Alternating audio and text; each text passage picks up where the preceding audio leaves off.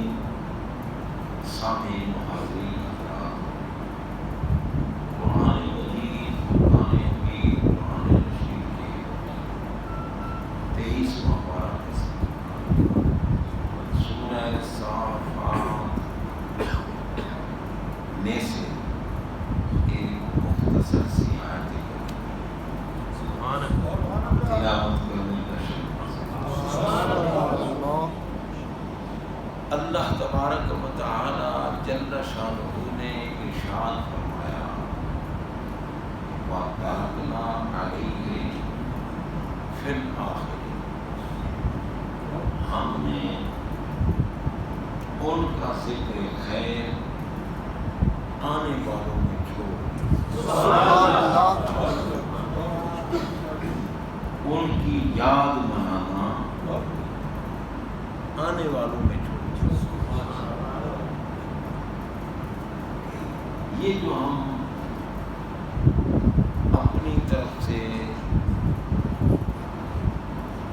جانوروں کی قربانیاں جو شرائط کے اعتبار سے صحیح کرتے ہیں اور وقت بھی خاص، جانور بھی خاص اور قربانی کرنے والے بھی خاص، کیونکہ ہر ایک کی قربانی قبول ہے۔ ایک بہت بڑا نیک عمل ہے قربانی، جو اللہ کا قرب نصیب کرتا ہے، اللہ تعالیٰ کا قرب نصیب ہوتا ہے، اس لیے اسے قربانی کہتے ہیں۔ سبحان اللہ۔ اسی لیے احتیاط کرنی چاہیے کہ یا تو اپنا جانور خرید کرو، چھوٹا جانور بکرا ہے، چھترا ہے، دمبا ہے، اور اگر بڑے جانور میں حصہ ملانا ہے تو پھر سے آپ تحقیق کرنی پڑے گی کہ کوئی حصے دار بدعقیدہ نہ ہو، کیونکہ بدعقیدہ کی قربانی قبول نہیں ہوتی، اور اس کی قربانی کا جو گوشت ہوتا ہے جو قربانی کا نہیں ہوتا، اگر صرف گوشت والا ایک حصہ دار بھی ساتھ مل گیا تو سب کی قربانی کرائے۔ قربانی کے جانور میں صحیح العقیدہ لوگ شریک ہوں اور اللہ کی رضا والے، ہاں اگر عقیقہ کرنا ہے تو وہ حصہ ملا سکتا۔ تو حضرات محترم، اب آپ دیکھیں ایک دن میں 3 دن قربانی کی ہے، لیکن اکثر جانور پہلے دن سے لے کے، اور جانور بھی یہ نہیں کہ جیسا مرضی ہے لے لو، نہیں، شرائط پہ پورا کرتا، بیمار نہ ہو،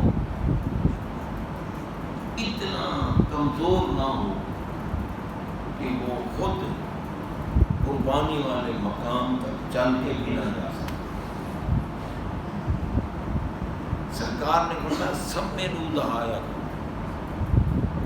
قربانیاں کرو مگر موٹے جانور،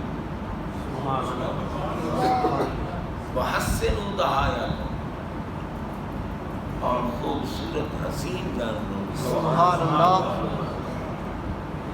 وعظموا دہایا، اگر تم پر ایک قربانی واجب ہے، واجب تو ایک ہی ہے، چاہے کروڑ پتی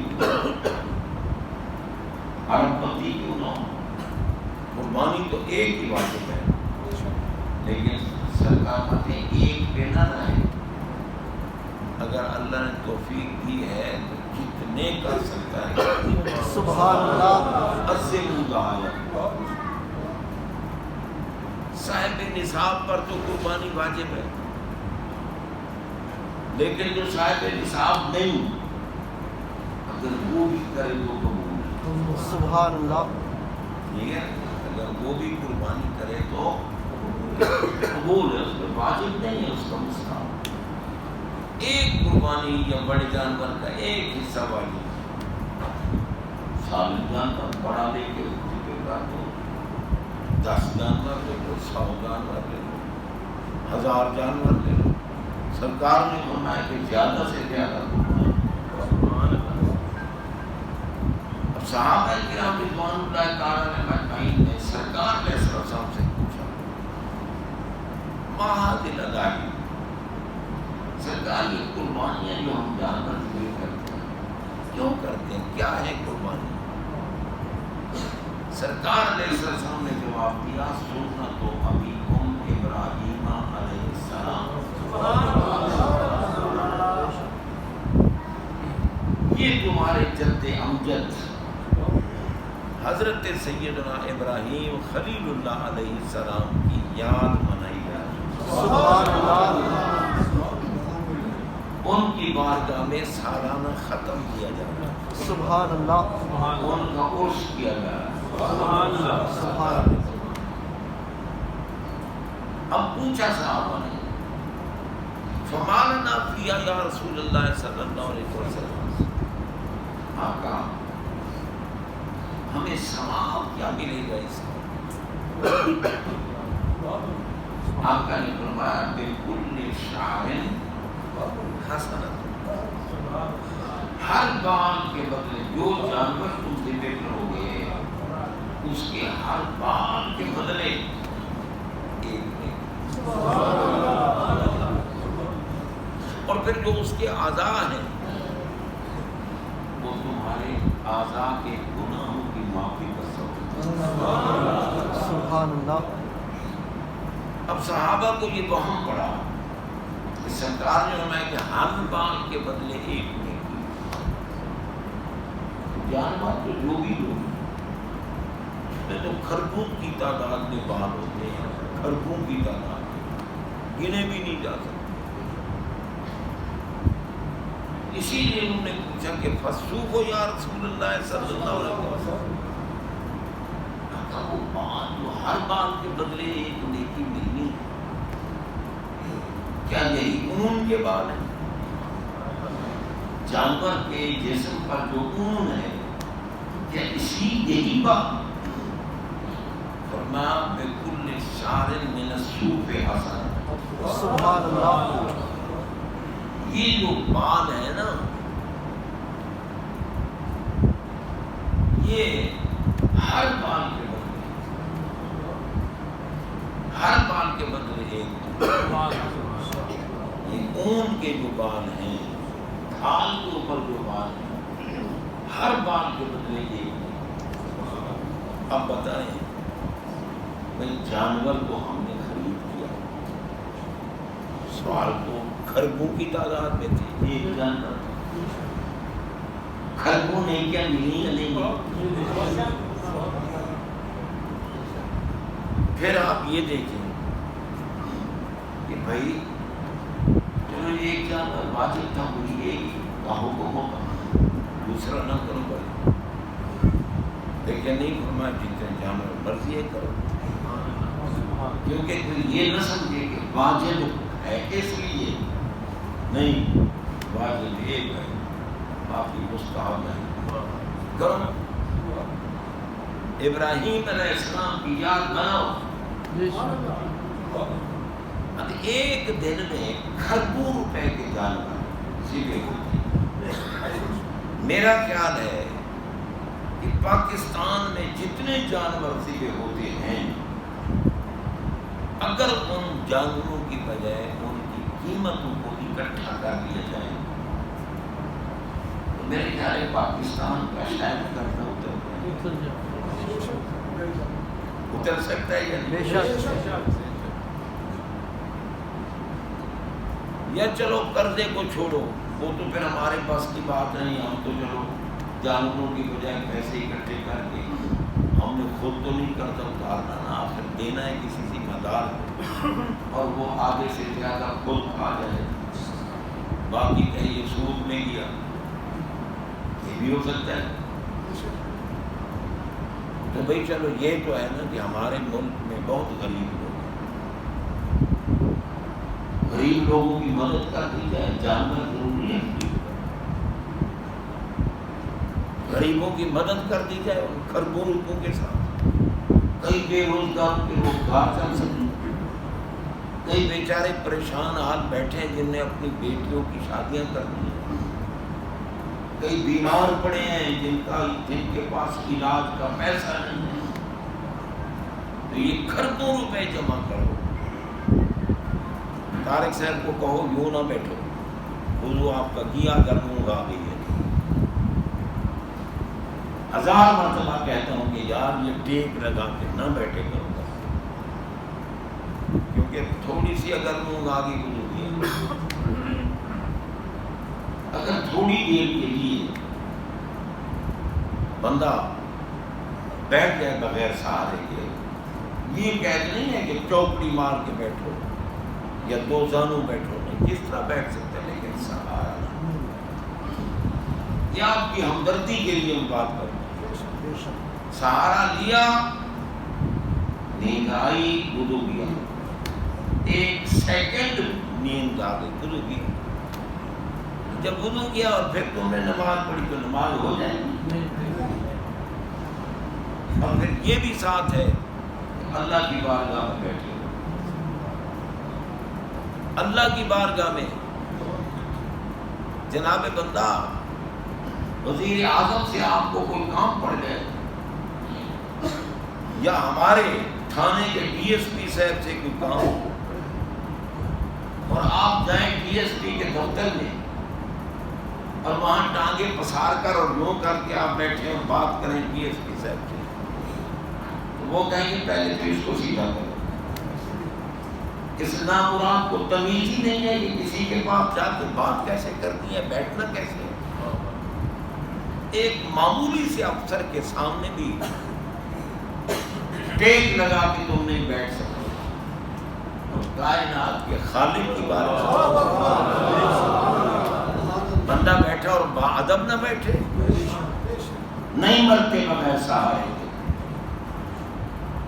میرا خیال ہے تم جتنے لوگ بیٹھے ہو میں تم سب سے زیادہ بیمار ہوں، سب سے زیادہ بیمار ہوں حضرات محترم، لیکن میں بھی تو بیٹھا ہوں، گفتگو بھی کر رہا ہوں،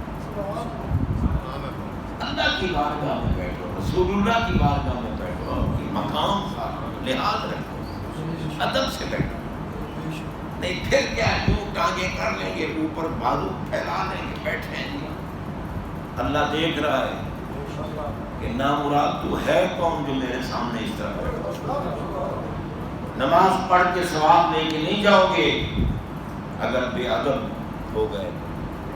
ادب کرو، اپنے وضو کا خیال رکھو، میرا کوئی نقصان نہیں ہوتا، نقصان آپ کا ہے، اگر وضو ٹوٹ گیا نماز نہیں ہوگی، اللہ کو ناراض کر دے گا۔ اس لیے مسجد کے مقامات کا خیال رکھو، اور یہ بھی خیال رکھا کرو کہ یہ جمعہ کے دن یہ جو پہلے چند معروضات آپ کی خدمت میں پیش کیے جاتے ہیں، یہ فضولیات میں سے نہیں، جو فضولیات میں سے سمجھے، چلو ابھی تو جناب خطبہ شروع نہیں ہوا، ابھی تو جمعہ شروع نہیں ہوا، بیٹھے جائیں گے، پتہ ہے فرمایا جب جمعے کی اذان ہو، اذا نودی للصلاۃ من یوم الجمعۃ فاسعوا الی ذکر اللہ وذروا البیع، بے شک اذان ہوئی پہلی جمعہ کی، بھاگو، چھوڑ دو کاروبار مسجد میں، اور پھر آداب کو مد نظر رکھ کے۔ تو حضرات محترم، یہ چیزیں ہیں جو ان کا ہم نے خیال رکھنا۔ بات یہ کر رہا تھا کہ یہ سرکار علیہ الصلوۃ والسلام نے فرمایا پیارے ابراہیم علیہ السلام کی یاد منوائی جا رہی ہے، ان کا عرس ہے، ان کا سالانہ ختم ہے، ان کے مقام کو مد نظر رکھو، مرضی نہیں چلتی تمہاری، مرضی سے جو جانور لے آؤ نا، جس جانور کی شریعت نے قید لگائی ہے وہ نہ۔ بے شک میں آپ یہ کر رہا تھا کہ جانوروں کی بجائے بھئی ہم ایک جانور لیتے ہیں، وہ 40,000 کا ہے، 50 کا ہے، 60,000 کا ہے، 1,00,000 کا ہے۔ کوئی بندہ کہے کہ میں اللہ کی راستے میں یار غریبوں میں اور مسکینوں میں کیا ضرورت ہے، جانور گوشت روزانہ کھا رہے ہیں، میں جا کے 10 لاکھ روپیہ بانٹ دیتا ہوں۔ اللہ تعالیٰ کا حکم آتا ہے میں نے تیرے پیسے دیے، تجھے کس نے دیے ہیں؟ میں چاہوں تو ایک لمحے میں چھین سکتا ہوں۔ بے شک میں نے پیسوں کے لیے نہیں کہا، مجھے ابراہیم علیہ السلام کی یاد مناوے۔ سبحان اللہ سبحان اللہ۔ جانور لے آؤ، جانور ذبح کرو، پتہ ہے پورا گوشت بھی نہیں کھایا جا سکتا اور نہ گوشت کھانے کی نیت ہوتی ہے، صرف اللہ کو منانے کی نیت۔ بے شک آتا ہے تیرے پیسے نہیں، جب تک جانور نہیں خرید کر کے ذبح کرے گا، میرے پیارے ابراہیم کی یاد نہیں منائے گا، تیری عبادت قبول نہیں۔ اب اندازہ لگائیں یار، پیارے خلیل علیہ السلام کی یاد منانے پر اللہ تعالیٰ کھربوں روپے کے جانور ایک دن میں ذبح کرا دیتا ہے اور خوش ہوتا ہے۔ اگر پیارے خلیل کی یاد منانے پر کھربوں روپے خرچ کرا کے خوش ہوتا ہے، تو جن کے صدقے پیارے خلیل خلیل بنے، جن کے صدقے پوری کائنات بنے، بتاؤ اگر ان کی یاد منائی جائے تو پھر ملا کے پیٹ میں مروڑ کیوں اٹھتا ہے، پھر بکواس کیوں کی جاتی ہے؟ اتنی دیگیں پکوا لی، اتنے کمکمے لگا دیے، اتنی ڈیکوریشن کر دی، کیا ضرورت تھی؟ کسی بیمار کی خدمت ہو جاتی، کسی بندے کو دیتے، بیٹی کی شادی کر دیتا، کسی مخلوق کو حال کا حال بدل دیتے، کسی کو یہ کرتا۔ سطحی ذہن والا جس میں علم نہیں ہے، جو علم دین سے ناواقف ہے، وہ بہک جاتا ہے۔ ٹھیک تو کہہ رہے ہیں، اتنے خرچے کی کیا ضرورت؟ اور پاگلو، جو پیارے خلیل کی یاد کھربوں روپے خرچ کرا کے خوش ہوتا ہے، پیارے حبیب کی یاد پر کتنا سبحان اللہ تکبیر۔